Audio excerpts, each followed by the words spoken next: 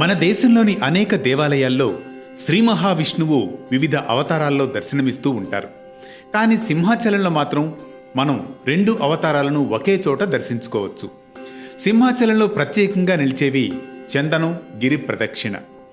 ఆషాఢ పౌర్ణమి సందర్భంగా చతుర్దశి నాడు లక్షలాది మంది భక్తులు సింహగిరి ప్రదక్షిణ చేయడం ఆనవాయితీ. ఆ మరుసటి రోజు స్వామివారికి చందనం సమర్పిస్తారు. ఈ చందనం సమర్పించడం వెనుక ఉన్న ఆంతర్యమేంటో తెలుసుకుందాం నేటి పరమార్థంలో.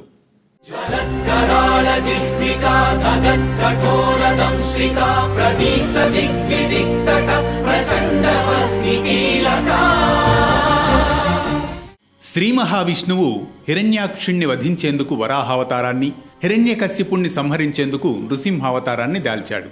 కశ్యప ప్రజాపతి కుమారులైన ఈ 2 సోదరుల్ని వధించేందుకు శ్రీహరి కృతయుగంలో 2 అవతారాలను వెనువెంటనే ధరించారని పురాణాలు విశ్లేషిస్తున్నాయి.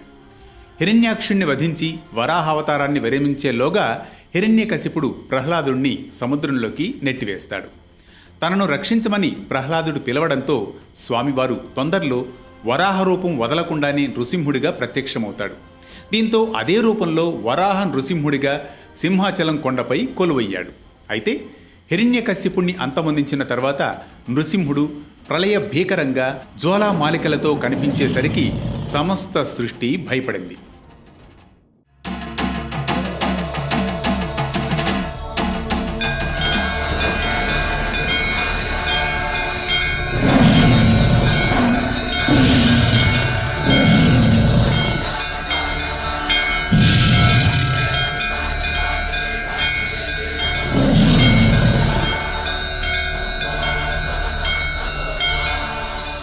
బ్రహ్మతో సహా సకల దేవతలు ప్రార్థించినా ఫలితం లేకుండా పోతుంది.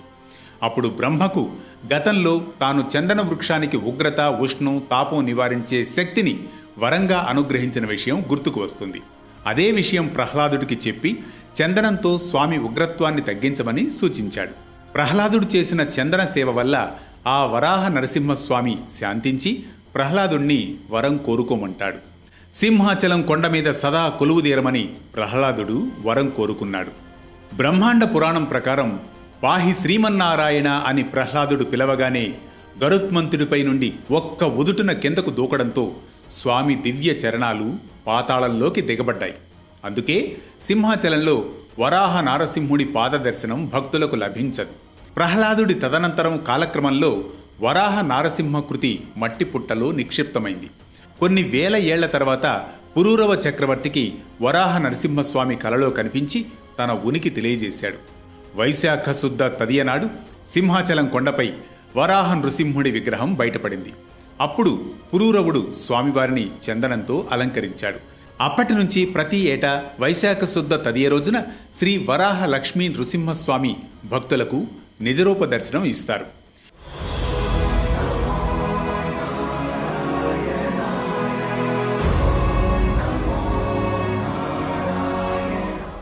ఈ అవకాశం కొద్ది గంటలు మాత్రమే ఉంటుంది.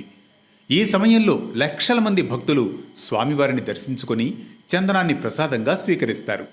పూజా కార్యక్రమాలు పూర్తయ్యాక స్వామివారికి తిరిగి చందనం లేపనం చేయడంతో శివలింగాకారుడిగా దర్శనమివ్వడం అద్వైత దర్శనానికి ప్రతీక.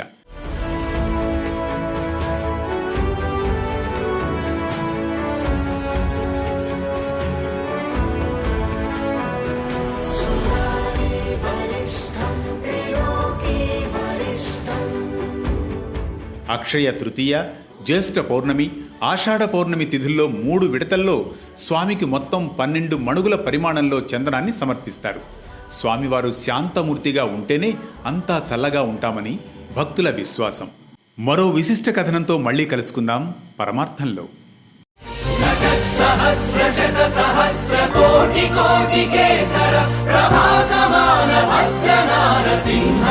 నమో నమః.